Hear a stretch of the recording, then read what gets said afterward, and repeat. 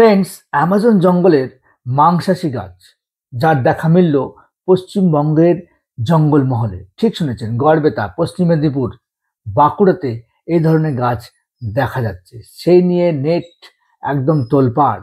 আজকের এই ভিডিওতে জানবো কি এই মাংসাশী গাছ, এদের মূল খাদ্য কি, এদের থেকে কি মানব সভ্যতা, প্রাণী সভ্যতার কোনো ক্ষতি হওয়ার সম্ভাবনা আছে কি নেই, সমস্ত কিছু আজকের এই ভিডিওতে আমরা ডিটেলসে জানবো।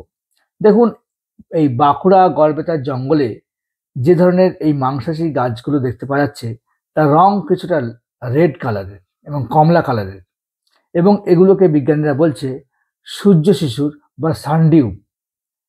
বিভিন্ন পোকামাকড় এদের রং আকৃষ্ট হয়ে এর মধ্যে এসে বাসা বাঁধার চেষ্টা করে। তখনই এই গাছের মধ্যে এক ধরনের চটচটে পদার্থ আছে, যেগুলো ওই পোকামাকড়ের দেহে লেগে যায় এবং সে ওখান থেকে আর বেড়ে যেতে পারে না।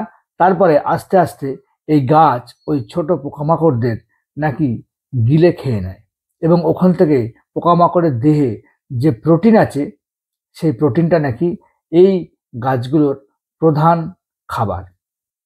এটা নিয়েই কিন্তু চারিদিকে শোরগোল পড়ে গিয়েছে যে আমাদের এখানে এই ধরনের উদ্ভিদ কিভাবে আসলো, যেটা কিনা অ্যামাজন জঙ্গলের গভীর জঙ্গলে এই ধরনের মাংস খায় এরকম গাছের সন্ধান পাওয়া যায়।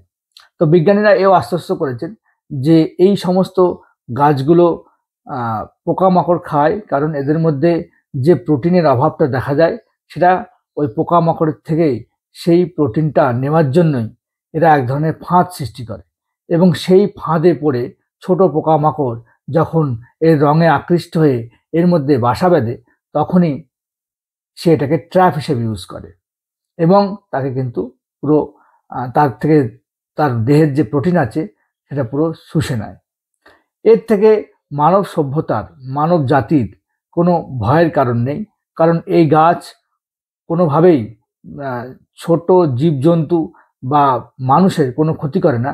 এদের একমাত্র শিকার হচ্ছে ছোট পোকা। যাই হোক, এই ধরনের গাছ খুবই বিরল। বন দপ্তর চেষ্টা করছে এই ধরনের গাছকে বাঁচিয়ে রাখার জন্য, সংরক্ষণ করার জন্য, কারণ এগুলো আমাদের একটা জীব বৈচিত্র্যের অংশ, আমাদের বায়োডাইভার্সিটির একটা অংশ। কোনো কিছুই পৃথিবীতে খারাপ নয়, যা ঈশ্বর সৃষ্টি করেছে। এগুলো যেহেতু খুব কম সংখ্যায় এবং মানুষের মধ্যে যাতে আতঙ্ক না ছড়ায়, সেজন্য বন দপ্তর এ বিষয়ে সমাজ সচেতনতামূলক ভিডিও করছে, মানুষকে জানাচ্ছে যে এর থেকে কোনো ভয় নেই, এই গাছ যাতে ক্ষতি না করে, না উৎপাটন করে, এবং একে সঠিকভাবে সংরক্ষণের ব্যবস্থা কিন্তু বন দপ্তর করছে। আপনারা কমেন্ট বক্সে জানান আপনারা কি এই গাছ দেখেছেন কোথাও। যদি জানান তাহলে অবশ্যই অবশ্যই আমার কমেন্ট বক্সে জানান। আমার ভিডিও দেখার জন্য অবশ্যই আপনাকে ধন্যবাদ জানাই। আমার চ্যানেল ভালো লাগলে অবশ্যই লাইক করবেন, আমার চ্যানেলকে সাবস্ক্রাইব করবেন।